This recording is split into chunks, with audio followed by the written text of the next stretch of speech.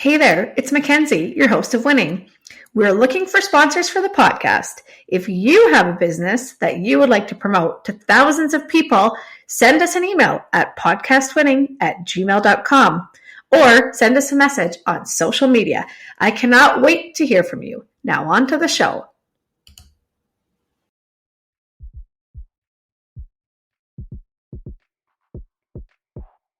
Winning is your guide to making it in business. Join our award-winning host and entrepreneur, Mackenzie Kilshaw, and special guests in casual conversations that will educate and inspire you on your business journey. Winning will help you learn the hard lessons the easy way with guidance from celebrated entrepreneurs and business leaders. It's fun. It's informative. It's winning. Hello and welcome to Winning. I am your host, Mackenzie Kilshaw, and today's guests are Chris Sikorsky and Kirstin Meadows. Hi, guys. How goes it? I'm really good. How are you guys? Good. Good to see you again. Funny enough, we were just in Swift Current last week. Oh, geez, you should have messaged me. I could have met you for lunch or a beer or something. Yeah, no kidding. We were on a work gig and we ended up at supper at Nightjar, which was amazing. Oh, so good. It is so good.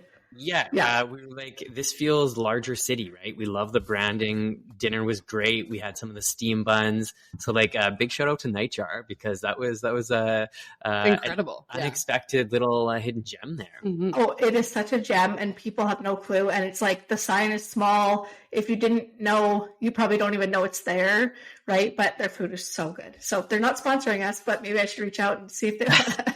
Maybe get some free meals. They get They're a free incredible. Beer, yeah, that's right. Yeah, exactly.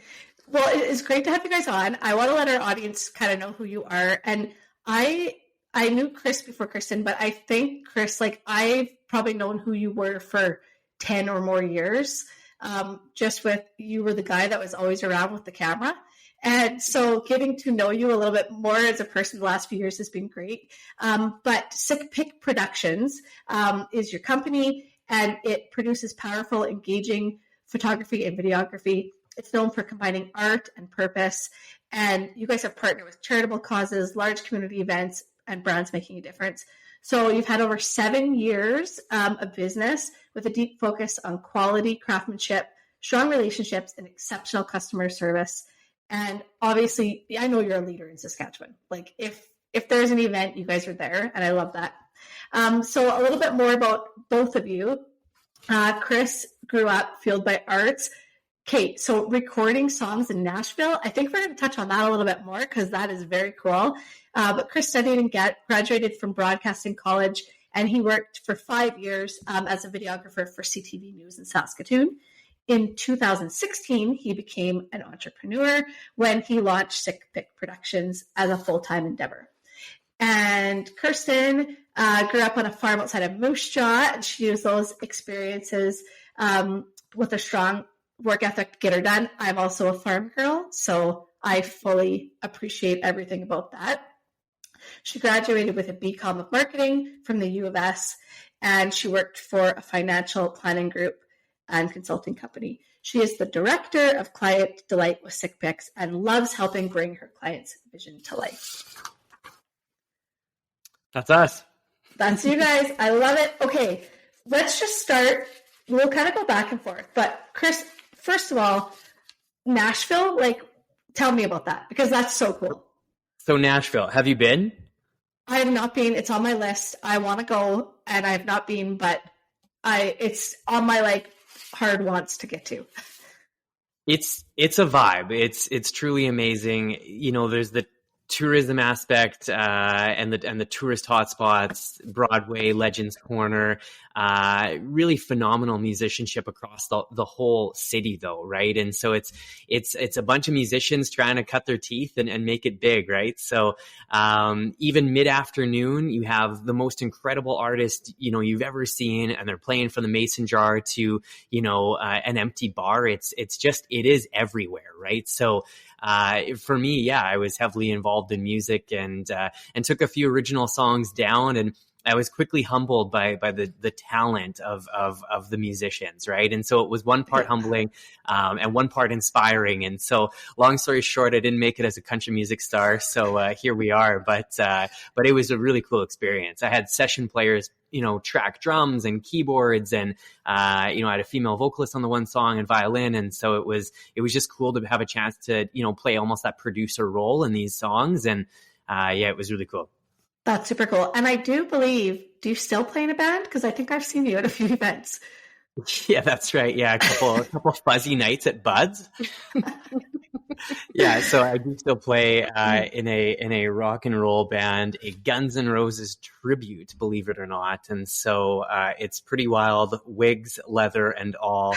It's been like 13 years with this circus act, and so we've played across Canada. We have some casino and festival shows coming up this summer, and so it's still a lot of fun to dust off the wardrobes, and it keeps me sharp and playing my instrument. So it's kind of nice to have a purpose that way and gigs circled on the calendar. That's cool. And honestly, Guns N' Roses, like, I'm a child of the 90s, so I can really appreciate that. And I went to the concert at Mosaic Stadium in Regina a few years ago, and like, they still have it. So keep on, like, you can do this for your whole life. That's the idea. It's a good retirement hobby. Also, I hope to be playing for many years to come. Retirement. Yeah, exactly. Hey, they're in retirement age too, I think. So you're still good to go. So tell me a little bit more about. So you worked at CTV. You were a videographer. How did you go from like a full-time corporate job to having Sik Pics? Yeah, so it's a great question. I think if I think back to turning points in my life, this is definitely one of the larger ones. And so, yeah, there was the comfort there.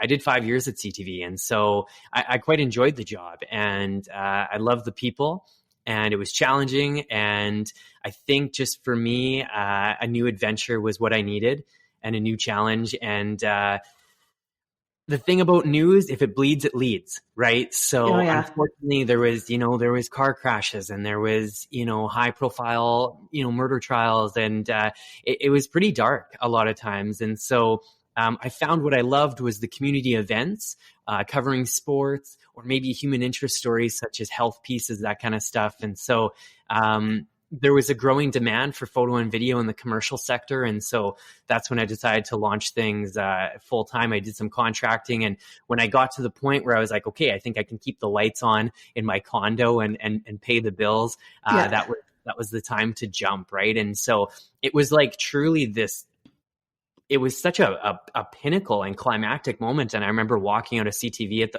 last day, and, am I going to regret this? And is this all going to work out? You don't have that crystal ball. You only have it looking back.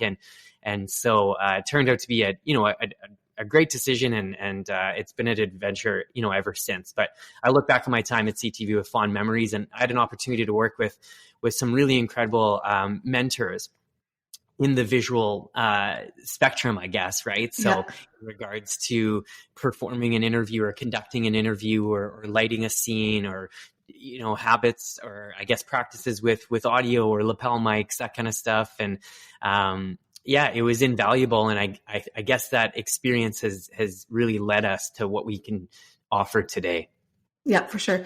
We often have the talk about what's more important, education or experience.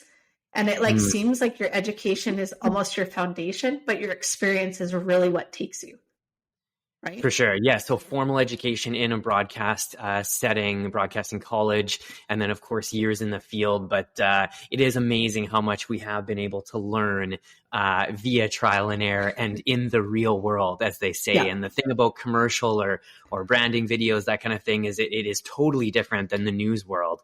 So of course there's elements that are similar, and you can build off that, but it is something that we do like to respect in regards to the principles and kind of the foundation of audio and video, but to pair that with some real world experience and even modern flair to continue to stay relevant, that kind of thing. Yeah, for sure. And Kirstin, I feel like you and I are all, like, very similar farm girls, went to commerce, got a marketing degree, you worked in finance. how do you go from finance to being the director of customer delight?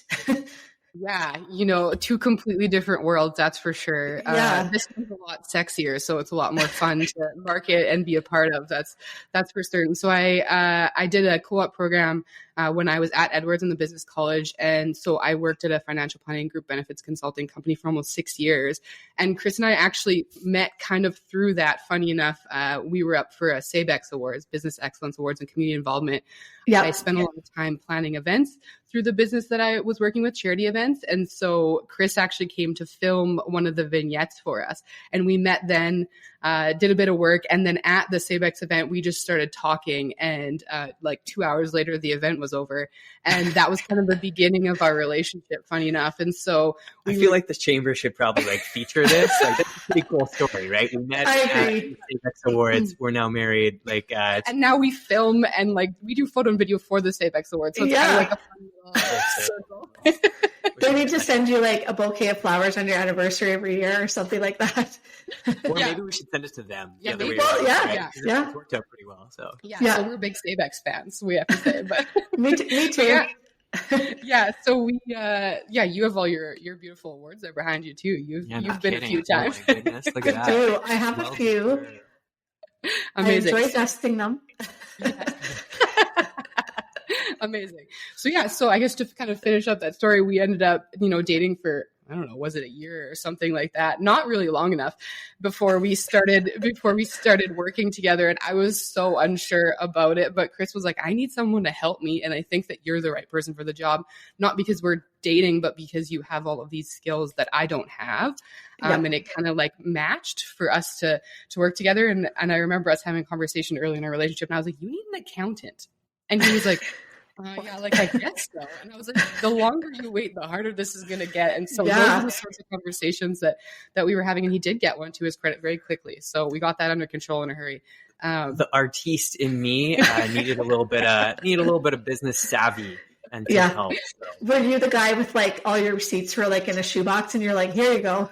The first year was a trying experience, but that's the beauty of it, right? Is it's such a it's just the greatest challenge, entrepreneurship and business, right? Because you're just constantly learning and evolving, right? But our QuickBooks is dialed now, and we have an incredible accountant and bookkeeper, and Kirstin's on top of all of it. And so, to look back and see that growth is pretty cool. Oh, exactly. And like I always say, you don't know what you don't know. When you're first starting, like when I first started my first business, I was like, I'm going to do everything. I'm going to do the books and I'm going to clean and I'm going to be the salesperson. I'm going to be the marketer. And you soon after you start, realize, holy crap, I cannot do all of this myself.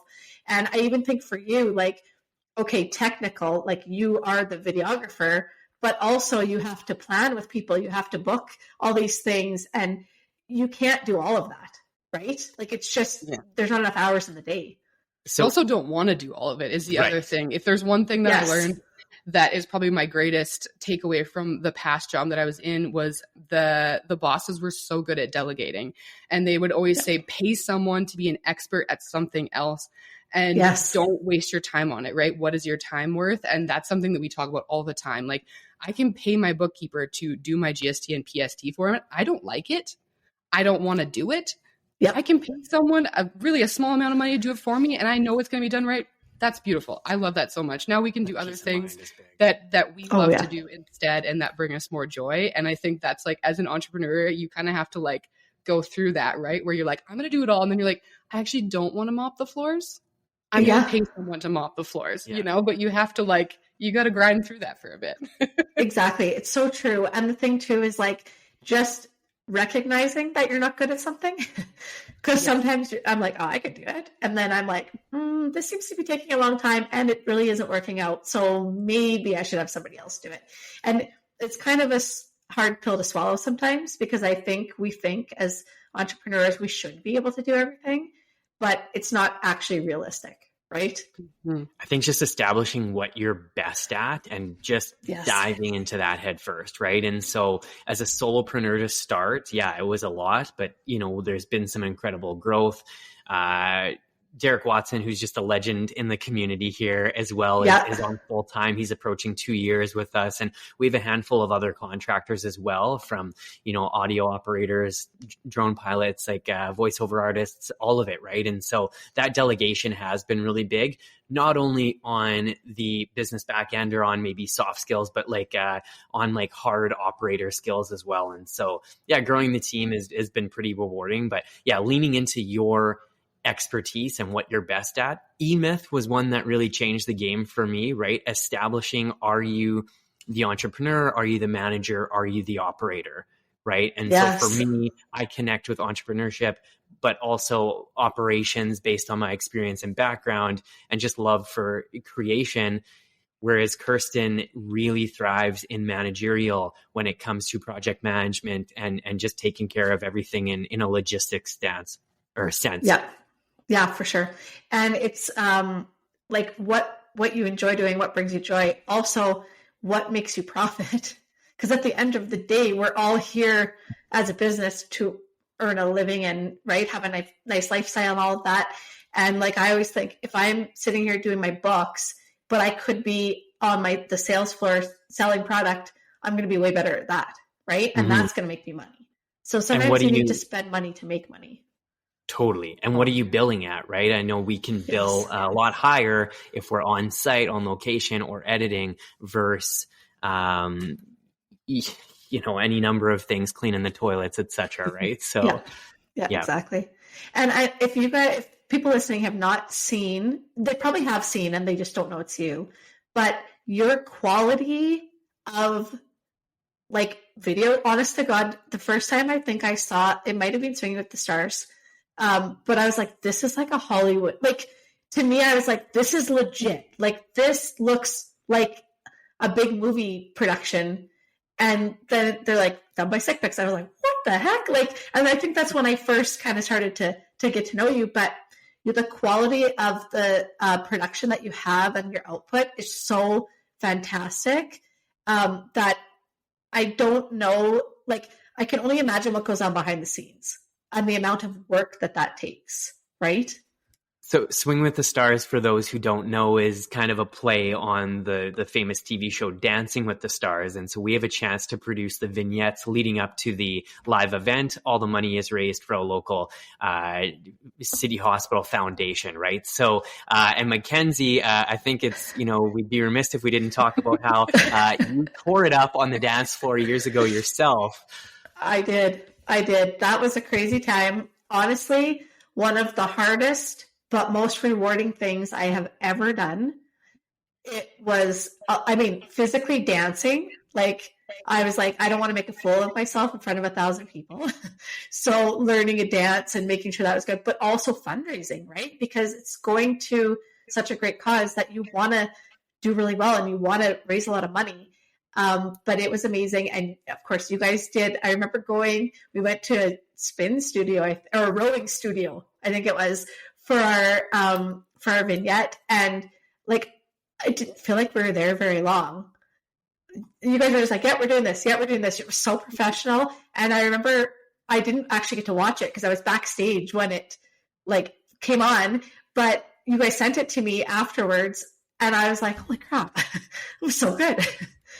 So yes, thank you for shouting me out on that. But you and your partner were so fun. But to have, with this particular shoot and so often you are limited in your time. So efficiency is crucial, right? So to be dialed and, have everything ready to go and, maybe you're testing prior to a shoot or all your gear is set and backups on site. These are all the things that it takes to kind of get to the next level that maybe don't make the gram or that aren't as sexy maybe. But preparation is huge. And when you're fully prepared, you can go out and execute, right? So the interview is such a fun time for us where we get to chat and bring out that personality and then pair it with some some nice visuals, some strong visuals of B-roll, whether it's, your feet doing the thing and just some cover footage to supplement those interviews. And this applies, of course, to really anything that we go out and do that's story driven or interview based. Like my favorite thing is when we do things like this and, you sit down for an hour, you make a 3-minute video and a lot of times people come back and they're like, okay, did I do good? And then they see the video and they're like, oh my gosh, I sound so good. I know. Funny. Yeah, and I'm funny. And so like they doubt themselves and we're like, okay, we promise we'll make you look good and sound good. And it's like 3 minutes of video and, you cut it all up and they look amazing. And you're doing people that you're kind of giving them this gift. And that, I love that part. People are always like so excited and surprised and proud of themselves when they are done. And that's why you're the director of delight, because that's what you do. Like, I remember I was like, what? That's us. Like, honestly, I had that moment. I was like, I feel like I'm in a Hollywood production here. Like, I'm a movie star now. In this case, we're able to steal like an artist and play off the show itself, right? Mm-hmm. So it's inspired by, right? But to get to that level of production, they shoot Dancing with the Stars in LA, right? I mean, it's the next level. And so can we be that strong here in Saskatoon with the tools and resources and budgets that we have? And so sometimes limitations breed creativity. And it's been really rewarding. Of course, it's just such a great cause, which is the other thing. But I think our gig is so often quite rewarding because there is a tangible product, and in most cases, it's celebrated, whether it be at an event or a website launch or something like that, right? And so it's pretty cool to work with individuals, businesses, charity groups, organizations, and just help them succeed and then ultimately celebrate that with them. It's kind of like we're part of their team in a way. That relationship is really big to us. Yeah, for sure. And I think especially like with the charity, philanthropy, all that, it's those feel good moments, right? And that really, when you know that you're helping a good cause, that's worth it, right? And it's a win-win-win too, right? Like we'd be lying if we said, there isn't these relationships and these types of gigs don't also benefit us, right? So to connect ourselves to these types of organizations or these types of events or these types of rooms, so often it is the movers and shakers, the decision makers. Yes. So that has been kind of part of our marketing strategy. So when it contributes to the community, check. When our clients are happy and it helps them, check. And when, of course, we can keep our lights on and move forward in business and see some growth as well, then you have a win-win-win. And that's the dream. Yeah, exactly. Well, and I have not had to have any production things done, but if I did, you'd be who I call, because I know you do good work, and that stems from those things, right? Or seeing you at the Rush game, or like being at an event and you're there. That's it. It's just the most beneficial in so many ways. Very cool. Appreciate that. Did you guys always, like, Chris, we'll start with you. Did you always dream of doing video, or how did you get into that?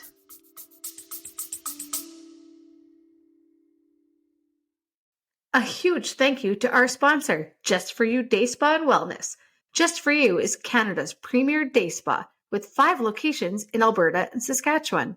The award-winning luxury spa features Leah Reese cosmetics and iconic Betty jewelry that you can also purchase online. Visit www.justforyoudaySpa.com to book your service or to purchase a gift card. Yeah. So this is an interesting question. I think, as a kid, I was quite curious and I had a lot of interests, right? So I loved sport and I had a chance to play hockey and lacrosse and soccer and I just loved sport. But then I loved music and I was playing guitar and I was learning classic riffs and getting into the rock and roll thing. And I remember Dad would always, crank Leopard and all the classics, Fleetwood Mac. And I was just all over that. And so you kind of have these two things, art and music, and then the sport thing. And so that drew me to broadcast, where ultimately you can kind of cover potentially both in a TV or radio setting, say. And so, that kind of kicked off that path. And so if I wasn't going to make it, to the NHL, and I wasn't going to make it as a country music star and, those kind of things, then it was like, okay, well, maybe I can, still be around that world, but in a different sense, and maybe tell some stories. And so, I think it was that path that led me, of course, to visual creation. My dad did teach photography at a high school setting for 35 years. So growing up, even a quick snap of a family photo or something like that, as a 6-year-old, there would be a critique, right? It's like, okay, why is a tree growing out of my head? And, your horizon is off. And, there was a chance to learn and develop these skills at an early age. So being second generational, visual artist is definitely a bonus and has helped a lot. And as I, grew in my career, dad was able to chime in with, well, how do I balance these studio strobes? And I got a book on that. And so that was an advantage that I had. But I think, the dream was just to be in the action, somehow, some way. And so I found a way to make it happen, but just behind the camera instead. So. Yeah, that's cool. And Kirstin, how about you? I mean, I know you're good at what you do, but was that like a thought when you were a kid, or how did you get there? Oh man, I mean, photo and video, 100% no, never. Like, not my thing at all. Like, I'm not like a good photographer. I've learned a lot about this world from being around it and in it for like 7 years with Chris. But I had like really no interest in it before. I had an interest in business and that entrepreneurship world. I don't really remember growing up and specifically being like, I want to do this when I grow up. But, I got into business school and I loved it. And my parents are always very entrepreneurial and they've had multiple businesses throughout my lives. And those were the conversations we were always having around the dinner table and still do now. Chris is involved in them all. But so I think being in business is that piece of it is something that I was probably always kind of born to be a part of. But this photo and video world was definitely a big learning curve for me. And I have learned so much and now I can very much speak the language. But, not where I started or the dream for me. It's almost the ultimate, though, in a sense that we get to work with so many businesses. Mm-hmm. And Kirstin finds herself sometimes even being like, how would you say it? Like a shrink or someone to bounce ideas off. Like sometimes our clients come to Kirstin and say like, I'm struggling with this, or it starts to actually develop and evolve outside of our just tangible deliverables, right? Yes. So you start to become pals in business and every industry that we work in, whether it be ag or manufacturing or medical or tourism, we get to see those challenges across the board because they all have a goal with their product, right? So whether it's a call to action for marketing or an event or what have you, right? And or just general branding. So it's been pretty cool to see a myriad of industries and businesses and help them in a variety of different ways. I think that's probably what keeps it interesting. Yeah, I think that's for sure the coolest part for us is that like little bit of everything, and you just learn so much about every single industry. And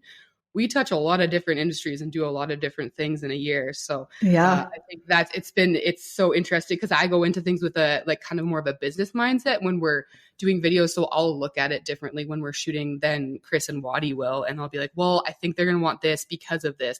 And so I think that's like kind of a nice balance that we didn't know or plan for when we started, but it's worked out for us. The kind of different backgrounds that have got us here. The different industries, at the end of the day, it's all under the storytelling umbrella, right? So whether it's an art gallery installation, there's a story there.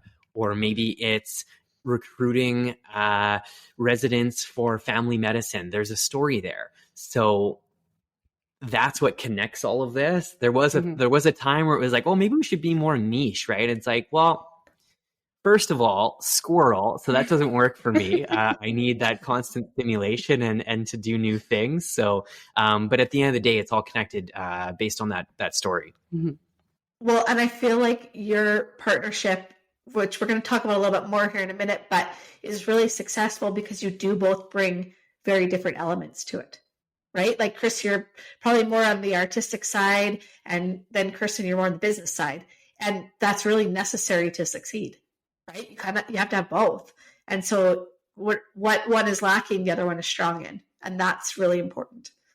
Yeah. So ultimately, you know, Kirstin, as I did the solopreneur thing, Kirstin was the first hire, right? And so a great advice was don't hire yourself, hire for your weaknesses, right? And so it wasn't out of convenience, as Kirstin kind of touched on earlier, but rather a complementing skill set. And that is big, right? It really is. And I think like attracts like, so that can often be maybe a common mistake for a small business. But yeah, you really do want to have a complementing skill set. That has helped a lot. Mm-hmm. And there's a push and pull. And then so what happens is then you have different interests and you have different skills. And then ultimately you have different needs and wants. That's right. Direction. Right? Like, I'm sure that there's times where you're like, one of you is like, well, I think we should do this. And the other one's like, well, I think we should do this. And it's different. How do you deal with that? Oh, yeah. Only like every day, basically. Yeah. Yeah. It's, you know, as we joke, it's not all sunshine and rainbows, and, you know, our pals and our friends and even you yourself, Mackenzie, has said, you know, I'm not sure, you know, I love my partner to death, but I'm not sure I could work with them in a full-time capacity. Right. So that is often the response we get. And so, you know, so far we've made it work and haven't killed each other yet. And so we do still disagree on things. That's quite right. Often. That is the takeaway. It's again, there is still some struggles, of course. Yeah. Yeah. No, you're right. We before we started recording, I said if I had to work with my husband, we'd be divorced, and that is 100% a reality. He's a plumber. I have helped him do a few, I mean, at our house and friends, not real jobs, but it never works out well because we both like to be the boss. So that's a problem. But yeah, for sure. I'm sure it's finding those ways to maybe disagree, but not having it be a disagreement. Does that make sense? Like, yeah, we'll work on that. Yeah. Yeah. Yeah. Okay. An ongoing process for sure. So you kind of talked at the beginning, you did start dating before you worked together. Mm-hmm. Yeah. And then got married. And now you've been married for 2 years, 1 year? Well, we can't remember because was it 2020? We had a COVID cancellation. We had a small intimate thing, and then we had a big party. And what are we planning this year? Nothing. I hope nothing. That's me too. So three weddings is enough. Is where we're drawing the line. Yeah, that was us too. Almost 2 years officially. Yes, 2 years in July. Okay. That was us too. And we had to plan and replan and plan again and plan again. And then people were like, well, you could just have a big party next year. I'm like, absolutely not. Like, this is all of the weddings that I can ever have. And it was memorable though. It was a lot. Sure. You know, we do cover a lot of weddings. Still, it's kind of something that I started with, and it's still something we love to do every summer. It's becoming quality over quantity, and so we have dialed back the amount. It's a little bit more exclusive now, but we went through it with all of our clients, right? And you know, it would be weeks leading up, and all of a sudden there would be new restrictions, and they would have to change their entire plan. And a lot of our couples had it worse than us even, right? But we did go through the thick of it as well, and on both sides, right? As a vendor, and how are we going to support them, right? So to push back another year, guess what? Like those wedding dates, there's only so many summer Saturdays, right? They're pretty valuable, right? And so you know, it's like typically your booking allows you for that one date, but we obviously had to come up with a system that was taking care of our clients and allowing that flexibility to not produce any more stress than was needed at the time. But, you know, weathering COVID was a big one because we were heavily event based, right? Whether it be sport or awards or business success or charity events or weddings, right? So exactly. That was a time. How did you get through it? Like, people ask me that, and I was like, I don't even remember. It was like a blur. Like, I just figured it out. But how did you guys, because you're right, there was no sporting events, there was no weddings, or if they were different type of wedding. There's no events. Yeah. So I would say luckily, and then Kirstin would remind me that, it isn't luck. So strategically, we did have a pretty good rainy day fund.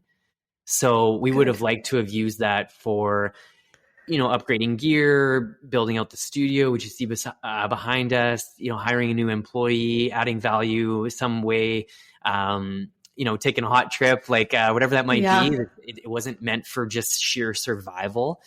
But so that was a big part of it. And then just getting creative and pivoting. We've heard that word enough over the last 3 years, but we had a chance to work with industries that were still thriving. So whether that be ag or technology, there's healthcare was big, right? Yep. So despite the challenges for most, there were some that were still seeing success, and their message had to go to market similar to a pre-COVID time, right? So it was wild. Revenue was slashed dramatically, but we hung on and leaned up, and we've had our strongest years now coming out of COVID. So yeah, I think that's awesome. Like it was, that first year was brutal for sure. When nobody's doing anything, we had no work, $0 coming in. But I think I kind of just always felt like people are always going to need what we provide. It will come back. Yes. And maybe even more than ever, now everything's a little bit more virtual. And so we just kind of held on to that. Like, we can get through this. We were succeeding before. This is going to be over, and we're going to come out the other side stronger. And we did. And we worked so hard last year to kind of just make up for it. Too hard, but we did make up for it. And now we're, in a really great spot, but that was quite a challenge. But now I feel like you can get through anything, right? If you can do that. Full on. It doesn't kill you, makes you stronger kind of thing. So. Oh, for sure. We learn the most when we're in that struggle period, right? Where people call it, this wasn't failure, but people call it failure or struggle or whatever it is. That's when we really learn the lessons. And you learn hey, maybe we didn't do a lot of healthcare before, but we have to now because that's still going, or whatever it is, right? Yeah. I love too how you said you had a rainy day fund, because a lot of entrepreneurs and small businesses do not have that. And it's so important. Literally, it saved you. Yeah, one of many lessons learned, right? And so a good strategy could be, do you have 6 months expenses? If your revenue dried up, do you have 6 months expenses saved to keep you going, right? That's great advice. Yeah. Yeah, and not just having one client for us as well was something that we learned over the years too, is kind of spreading it out. It'd be really easy for us to just work with a couple really big clients, but we always kind of strayed away from that. And in this situation too, for instance, when we were working with The Rush, they were, the first to stop and the last to come back. And they were one of our biggest clients at the time. And so we'd learned in previous years, because they had gone on strike, the players before, we'd seen this happen. We were like, man, we can't put all of our eggs in that basket. And so to be able to just pull back from that, but still do these healthcare and other things was really helpful too, when we were able to get back to shooting a little bit, to still have some other clients to go with. If you only have one client, you now have a job, right? So for us, the idea was to have a broader, wider reach, but it did also play as a bit of a security strategy, right? In terms of preservation, if things did go south for any one of our clients. Oh, for sure. And that's the thing. It's if you have, or if you're a person that does contract work or something like that, I don't know how you guys do it, but if they don't fulfill that contract, they're gone, right? So if you're only working with one or two really big clients and they're like, hey, we're going in another direction, sorry, what do you do, right? And that's great to diversify. Mm-hmm. Yeah, and we've had that happen before. So it's, you can't keep clients forever. You have to know that you have to have, when you're, what I would say, with marketing, when everything's going well is the time when you should not stop. And it's when people really stop marketing, right? But you have to keep going, because you never know when something's going to pull away. Oh, exactly. And if we didn't learn it during COVID, then you missed a big lesson, right? Exactly. For us to be top of mind in our community is big. It kind of comes back to a slightly different angle, but I love the phrase, likes can't pay your mortgage. So, 100%. in regards to diversifying your client base, important to diversify your marketing tactics, right? So, if it's just Instagram, that might be a problem, right? Because at any time, the robots or Skynet could shut it down, right? Yeah. TikTok. Yeah, exactly.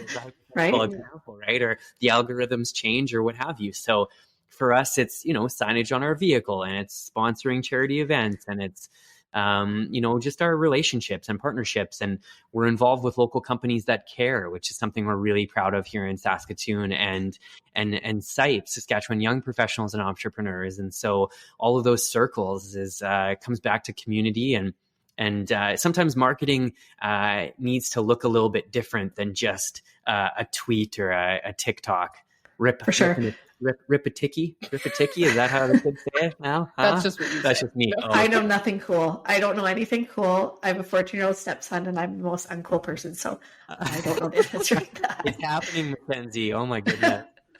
I'm becoming an old lady real fast here in my days. But I mean, for you guys, word of mouth is huge, right? Because if somebody asks me, I need to have a video production, I literally don't even Sik Pics. I don't even know anyone else to tell them, because you guys are what I think of. And that's because of your marketing. And that wasn't because I saw a billboard with your name on it. It's because I see you guys at events doing it. Yeah, we are, in an incredible space where most of the time one job leads to another because of that word of mouth now. And we've, clients are happy. And so we make connections while we're there. And then they recommend us, or we meet somebody else, and we end up getting jobs just like that. And, something like Swing with the Stars, where we talked about where our work is in front of the whole room and we sponsor it, and our logo's at the end of every video. And then everybody chats with us about it after. That is the best for us. It's the most incredible marketing, showing your work just in front of everybody. They're all watching it. So yeah, that word of mouth piece is huge for us. And we appreciate it so much that we do hear that quite often, where people are just like, no, you're our people. And that makes us feel good. We love it. Yeah, no, exactly. It's so true. Okay. I want to talk a little bit more about your partnership, and because partnerships are hard. I've never been in a partnership. It's just been kind of me, but I've seen a lot of partnerships, and a lot of times they don't end well. They start well, they don't end well. I'm not saying for you guys, but there are upsides, and there I hope not. But there are upsides, and there are hard things, downsides, right? So do you want to just share maybe kind of what the biggest upside you guys have seen, and then kind of the hardest part of partnership? I think one upside that I'm kind of just thinking of right now is being in things that are hard as a team, and you're not alone in something. Yeah. We have, a lot of friends that are entrepreneurs, and they are solo entrepreneurs, just like you are, Mackenzie. And when things go wrong, you don't always have that person to talk to that truly understands what you're going through and that can help you problem solve through it. And sometimes we're those people for, some of our other friends they're like, I don't know who to talk to, but we always have each other to bounce things off of, and we have the same values. And so at the end of the day, we do come out on the same team and on the same side on, most of the really important things. And I think there's a comfort in knowing that you're in it together. And it's not just on you to make a decision, because sometimes you're just like, I don't know, man. I don't know what to do. This is really hard. Help. So and it's lonely too. A lot. Yeah, it's lonely too when you're by yourself, because you maybe don't want to admit to someone else that you're struggling or that you're not sure what to do. Right. So having that network is important. And clearly for you guys, you have each other, which is really nice too. The challenges can feel isolating, as you mentioned, right? But even just the sheer time and volume, this is not a part-time gig. This is not a full-time gig, right? So we're so often involved nights, weekends. There's some big weeks, right? So if we had 2 different gigs, chances are it'd be like that passing ships in the night kind of thing. And so in this case, luckily we're fond of each other. And so, we get to spend time together, and we get to go on these adventures, right? Like, the other day we were in an OR, with a real live patient, right? It was kind of that's cool. So that's the kind of stuff, and that happens all the time, right? Like, we get to see a lot of cool stuff and experience together, and ultimately build memories together, right? I mean, short of just a vacation twice a year kind of thing. So so that part is really great. In regards to the challenges, I think turning it on and off, and knowing when to turn it on and off. So the job, unfortunately, it doesn't end when we leave the studio at the end of the day, right? And we'll get an email, and all of a sudden it's urgent, or there's a hot topic, or there's an opportunity, or a challenge, or something, or a fire to put out. And so those are the kind of things that come with you, and so you're having supper, and it comes up, or you're getting ready for bed, and it comes up. And so I think carving out time to okay, it's work time, but then we're going to take some time, or it's going to be a full Easter weekend off, and we're going to do our personal lives and build that relationship, or work on it, or a date night, or whatever, right? So I think those could be some of the challenges, and making sure not to blur those lines too much, which is something that we haven't been perfect at over the years, but we're working on. Yeah, we were really poor at it for years, and we've gotten, I think, a lot better in the last couple years of kind of like dividing it. And part of it, I think, has been to, like, we have this studio space here now. So we used to work out of the Wall Street Common, and then we were in our home during COVID, which was nice because we didn't have to pay rent. But then you kind of are just always in your workspace. You never leave. So you never leave work. Physically closing a door and leaving it behind, and then not talking about it all the time when we get home. That is something that we've gotten a lot better at. Not perfect. We never will be. But But yeah, just to like shut it off and talk about other things and do other things that aren't work. Yeah.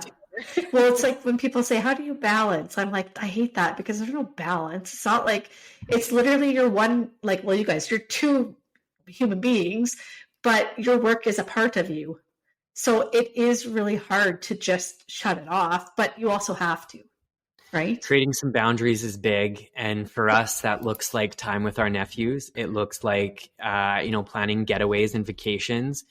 It looks like beach volleyball, or curling for Kirstin, or golf for me, spending time with friends and family. And just having that play time. And for an artist, or for a creator, you have to live an interesting life to make interesting art. So if we're just working all the time, I don't believe we have the right lens or capacity to tell interesting stories.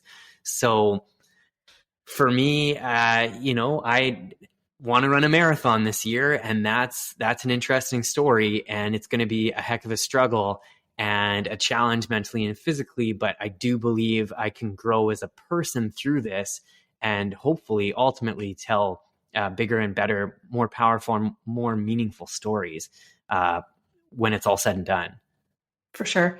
So you talked about boundaries. Do you guys have, for your work relationship, do you guys have boundaries set, or rules, or okay, you do this, I do this, stay in your lane? How do you work that out?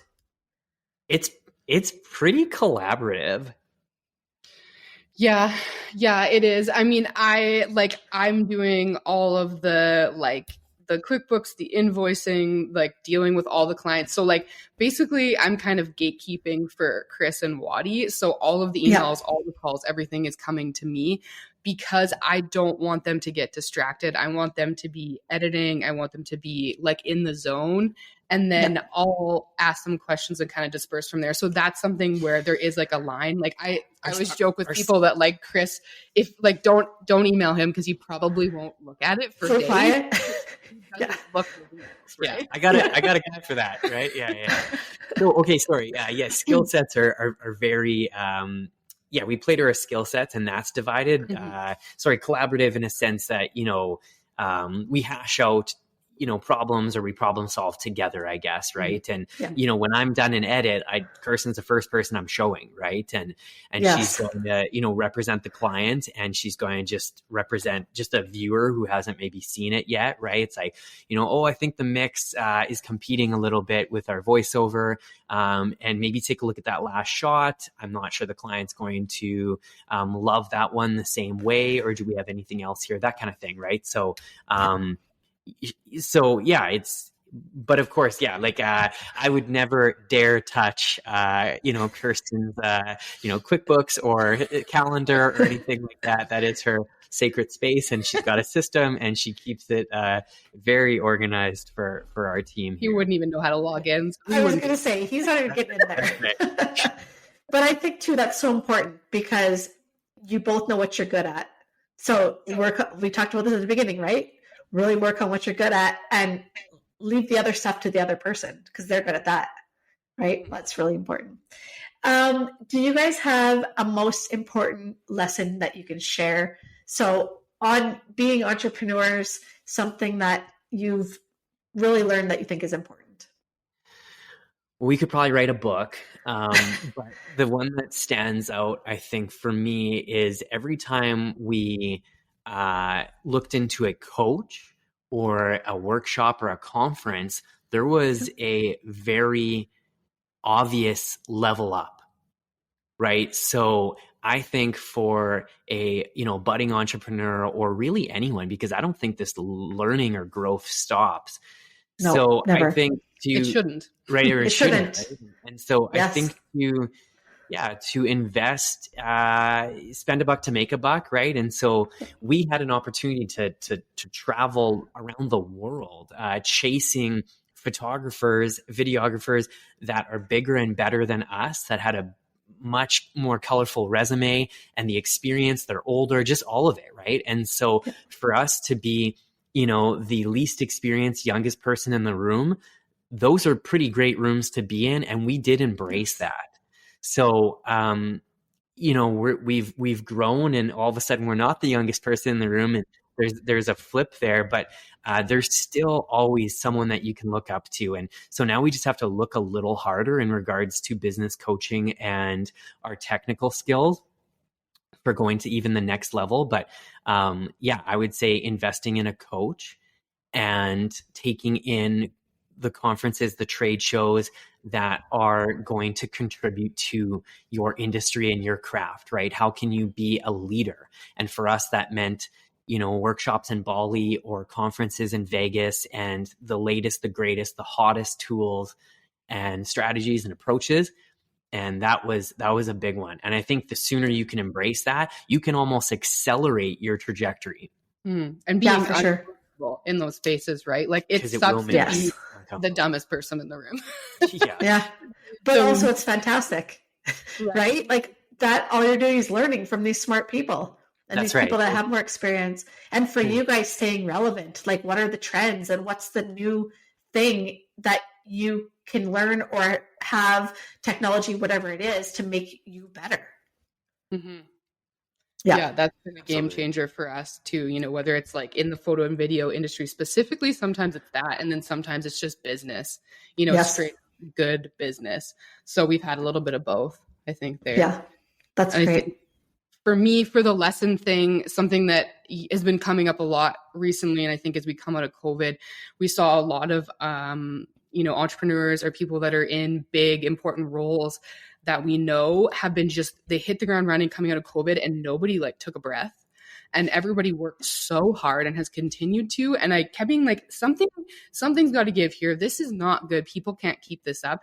And no, they can't. We've been seeing so many people that we know burn out so hard in these last few months, in the last 6 months, whatever. And whether that means health issues or having to take breaks from work or whatever, if you don't take the break, your body will force you to, one way or another. We have learned this the hard way multiple times. And so, I think maybe we're fortunate that we're younger and learning this. And, the last 7 months before Christmas, we worked so hard because we were trying to, kind of make up for that COVID time.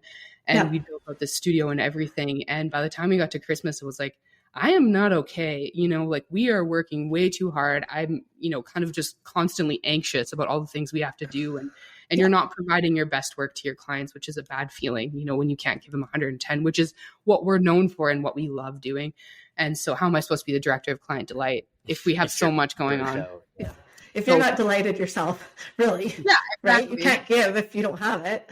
Exactly. And so we had a lot of conversations between the two of us, and then with Wadi too, our other employee, and have kind of pulled back quite a bit this year and said no to a lot more things and are focused in on big jobs. And so far this year has been a lot more enjoyable and a lot more relaxed than it was. And so, I hope that people can learn that you can't just stay in that state forever. You can grind for a while, but not forever.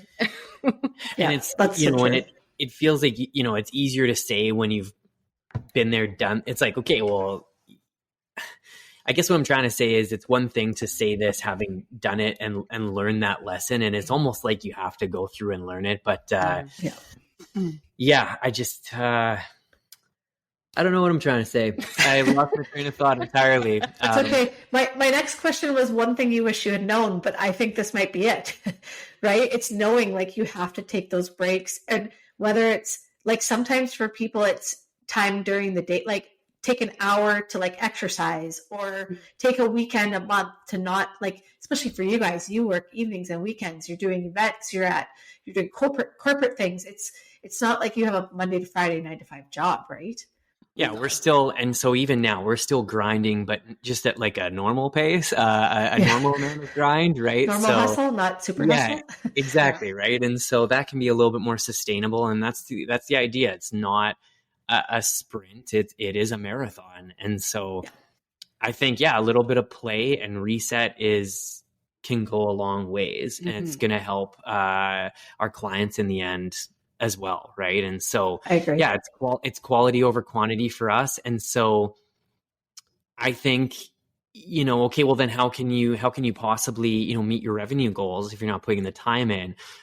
I think it's offering, more value, right? Taking a step back and reevaluating and looking at your systems and your strategies and what's important to your clients. And so value-based marketing and then also, billing what you're worth or based on your experience and that value, right? So for sure. That can be a tough one for a lot of entrepreneurs, and it whether it's service or product or what have you, right? So where's the line, right? You don't want to price yourself out of jobs and opportunities, but you don't want to sell yourself short and give your art or product or service away.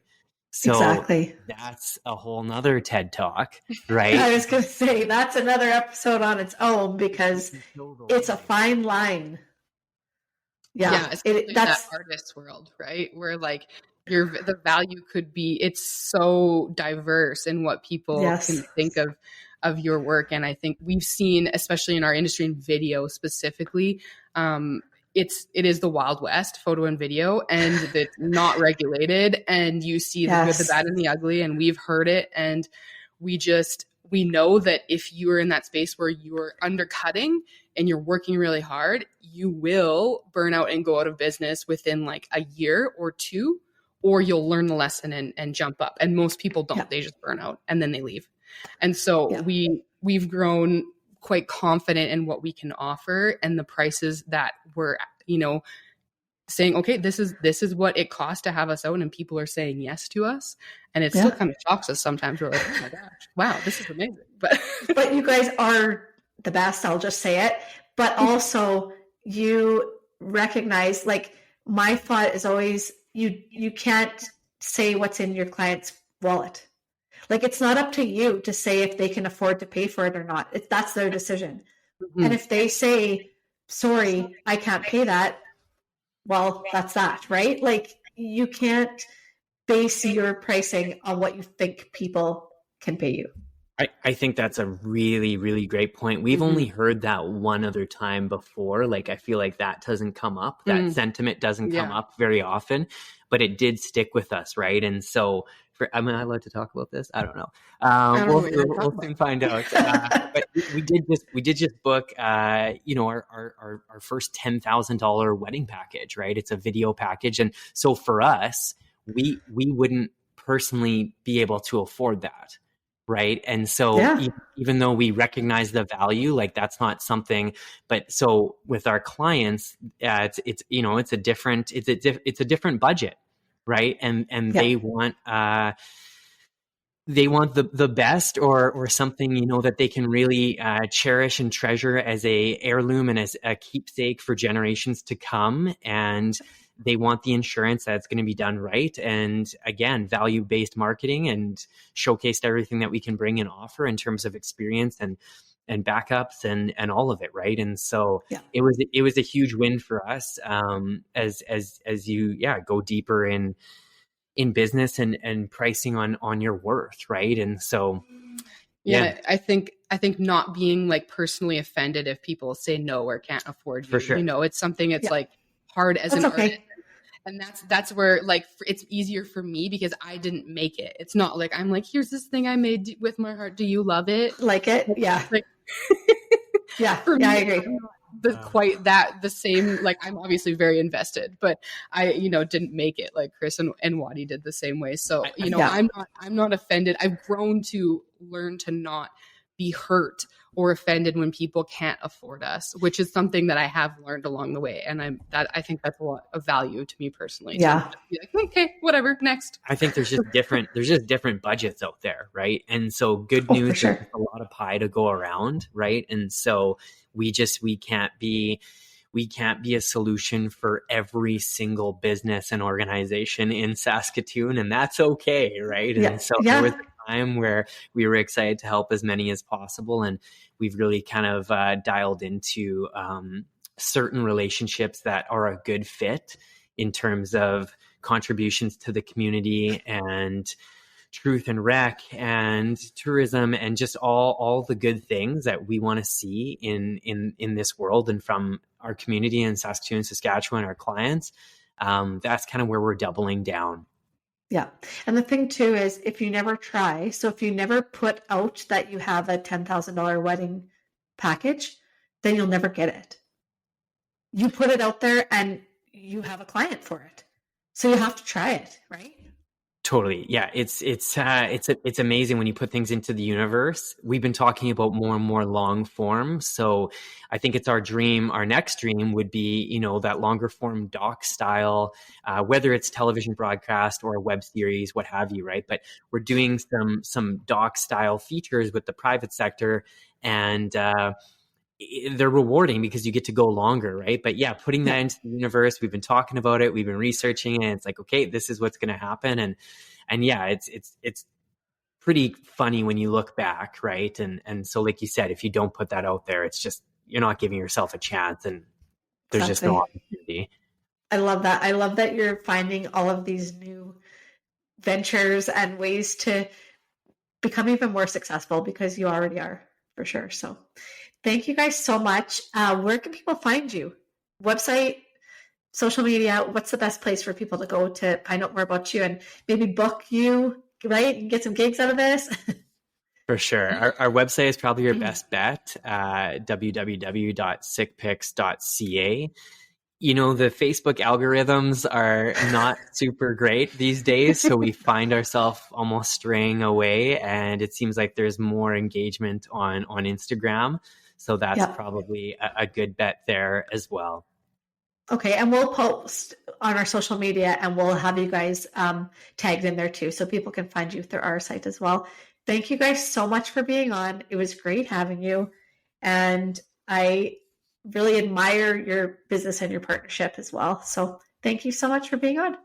Thank you. Thanks so much, Mackenzie. It's been a treat, and watching you grow in business also, right? With 252, ultimately, selling the company, moving on. We actually worked with Alicia from Salon Scale with Kirstin with the Stars. And so it's all one big community here, and it's been pretty cool to watch you succeed as well. Thank you so much. Yeah, it's been really cool the amount of times that our paths have crossed. And I know that they will even more in the future. So that is awesome. Thank you guys so much. And for those of you listening, thank you for tuning in, and we'll see you on the next episode. Thanks for listening to Winning. Be sure to subscribe to get all of our new episodes. If you enjoyed this episode and you'd like to help support the podcast, please share it with others. Post about it on social media and leave a rating and review wherever you listen to Winning. To catch all of the latest from us, you can follow Winning Podcast on Instagram at winning_podcast, Facebook at Winning Podcast, and on Twitter at Winning Pod. Winning was created and is produced by me, Mackenzie Kilshaw. Music created by Summer Furby. Editing by Seth Armstrong. Special thanks to Shauna Foster for voicing our opening. And of course, a huge thank you to this episode's guest. Thanks again for listening, and I'll see you on the next episode.